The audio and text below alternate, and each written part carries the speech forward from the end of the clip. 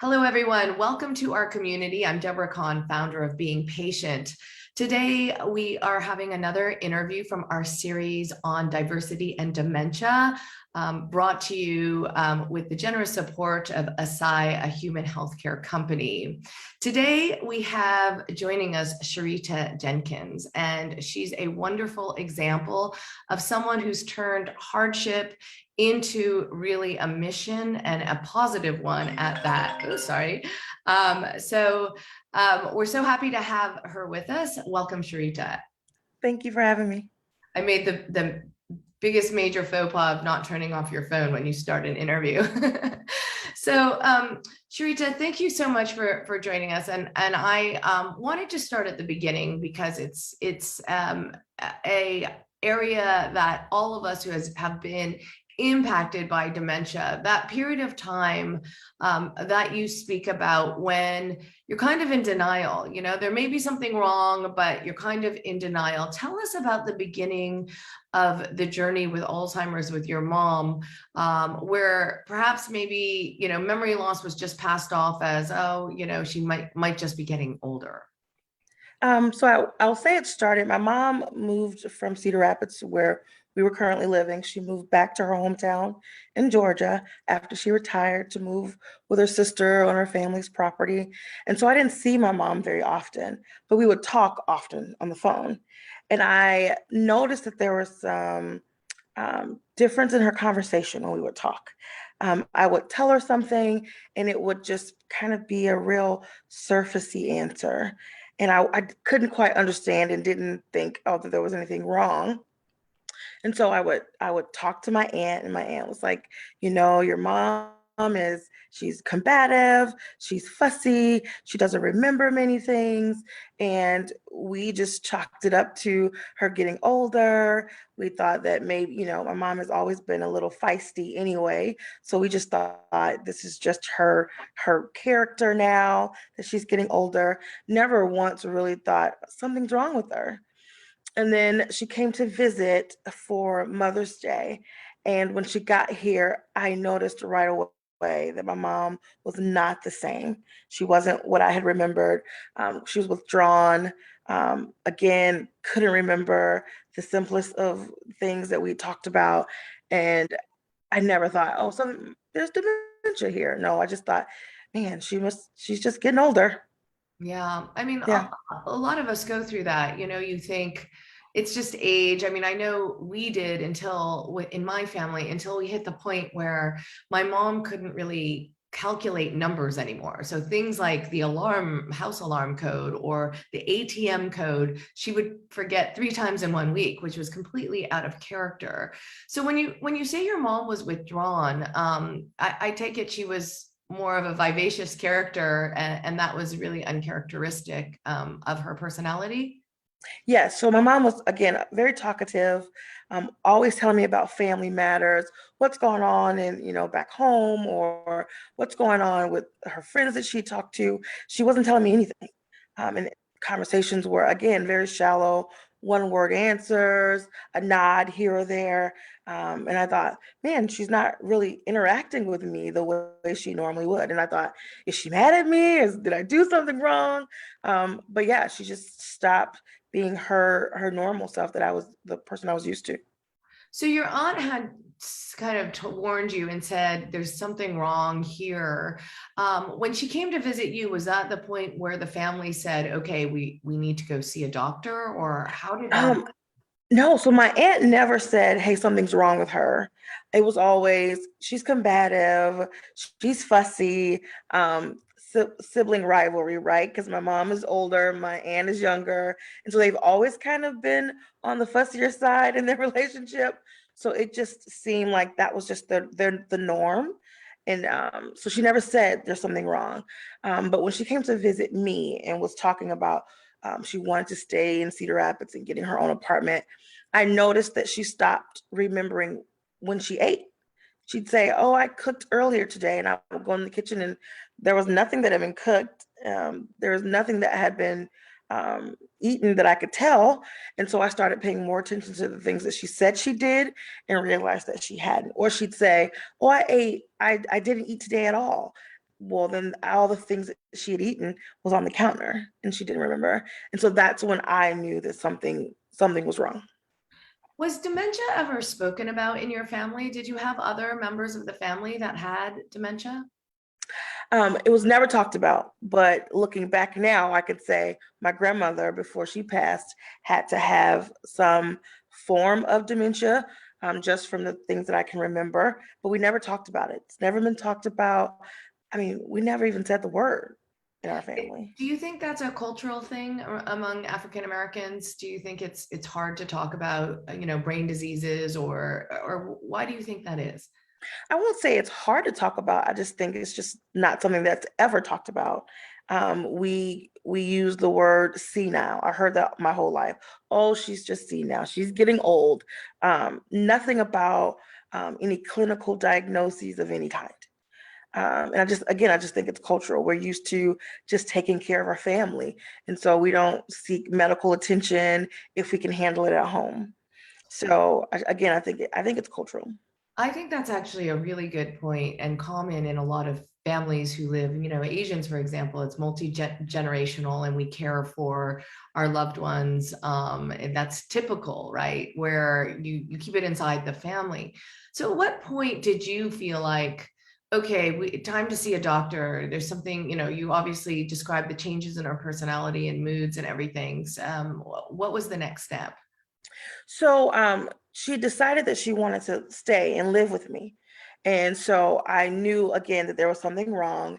And so I decided to ask her if I could help her find a local doctor and that I would accompany her to her doctor's appointments. I wanted to know what their assessment of her was and her care because my mom was a diabetic and she had prior to coming back had had a toe amputated, and so I knew that there were some health issues there, and I wasn't confident that she was taking her medicines. I wasn't confident that she was managing her blood sugars the way that she needed to. So I wanted to be a part of that process. And so that's when I reached out to my pastor at the time and asked him, hey, what doctor should I see? Where should I go? And he was able to get me into the hands of an amazing doctor who's able to walk me through the process. So you were actually seeking consult, so to speak, from medical help because of her diabetes more than the dementia. Well, I knew that again something was wrong, but never thought, oh, it could be dementia or I should ask about this.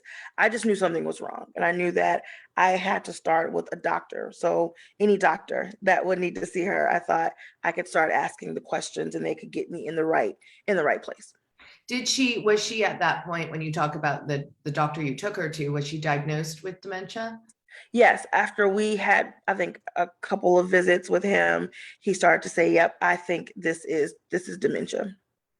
So, that's the moment that we've talked to so many people. That's that helpless kind of like, where do we do from here?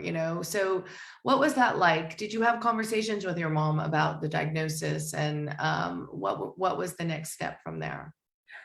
So my mom fell and broke her hip. And so after she fell and broke her hip, she was in a facility for rehab. And so we would go and see her doctor for those visits. And when I was there with him, and he mentioned because it seemed like dementia set in more rapidly after her surgery to repair her hip. So I didn't have to have a conversation with my mom about dementia because she wasn't lucid. She was still, back in Georgia in high school. So there were times when she was lucid, I didn't want to waste the time talking about dementia because I didn't think that she'd get it or she'd understand or she would become combative. So I decided not to stress that with her. Was she, if I can ask, Sherita, was she diagnosed with Alzheimer's or what specific dementia was she diagnosed with? She was diagnosed with vascular dementia. So my mom had been a smoker all of her life. I mean, I think the age of 14, pretty young. And she had some really major issues because of diabetes and circulation to her feet, and that caused the vascular dementia. Yeah. And now, I mean, what you've done, which is amazing, is really made this a crusade. And sadly, your mom passed away in 2017. Yes, That was pretty soon after she was diagnosed, right?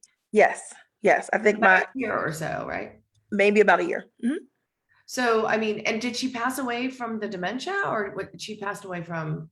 She passed away from the complications of dementia. She stopped wanting to take medicine. She stopped wanting any type of intervention of any kind.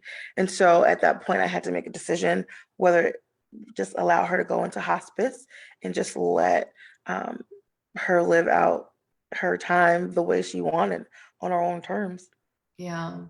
Now, you've really made this your mission. I mean, you're really active in Alzheimer's advocacy. Tell us a little bit about that turning point for you. I mean, you didn't start out an Alzheimer's activist, as most people don't. It kind of finds you, but you've really changed your life. Tell us a little bit about that transformation from your experience with your mom. I did. So I've always worked in nonprofit, and I worked with volunteers through local organizations in Cedar Rapids. But probably 9 months after my mom passed away, I was looking for a new job. And I ran across the Alzheimer's Association's ad for a manager of community volunteers. By this time, I had no knowledge of the Alzheimer's Association, had no idea that they existed, and I had no idea that there was support from the organization. And so I started kind of digging into the organization because I was intrigued at this point because I knew my mom had dementia, and then I decided to apply for the job, and I interviewed. And once I heard more about what the association's mission was and their desire to go into underserved communities, diverse communities, and finding out that African Americans are twice as likely to be diagnosed with the disease, I felt, I don't know, just like a light bulb went off. Like, this is where I'm supposed to be. So, what do you think the solution is? Because when we look at the numbers, they're staggering for African Americans, Latinos, who are predicted to make up almost 40% of cases in the future, right? We're headed down this track. What do you think the answer is? I mean, part of the issue I've been told is just really identifying the dementia too late, right? Yes. Like you described with your mom. What are some of the things that people can do to really break down those barriers? I believe it starts with just the awareness. It starts with the knowledge of what Alzheimer's and what dementia is, because I think there's a lot of people who just don't understand it. They don't know what it means. And because I know I didn't. When I heard dementia, I didn't know what that meant for my family. And so I think it's getting the message out there that this is what it is. These are the myths, and then finding out what are the 10 warning signs. Those are important. Whether you think you'll ever need the information or not, it's great to have, because when you are faced with it, you won't, you'll know what to do. You know what to do. So I think, Sorry, go ahead. sorry. So I think the knowledge and just knowing is half the battle. With your advocacy, do you feel like you're dealing with stigma when you talk to other people, who you're reaching out to? Is there a big stigma associated with a dementia diagnosis? I think yes, if we're referring to in the African American community, because a lot of times we use things like crazy or out of their mind. And so no one wants that diagnosis, right? No one wants to say mom needs to be in a facility. No one wants to acknowledge that and accept that, because that somehow means they're unable to care for them or they don't care. And so I think there is a stigma out there amongst African American communities.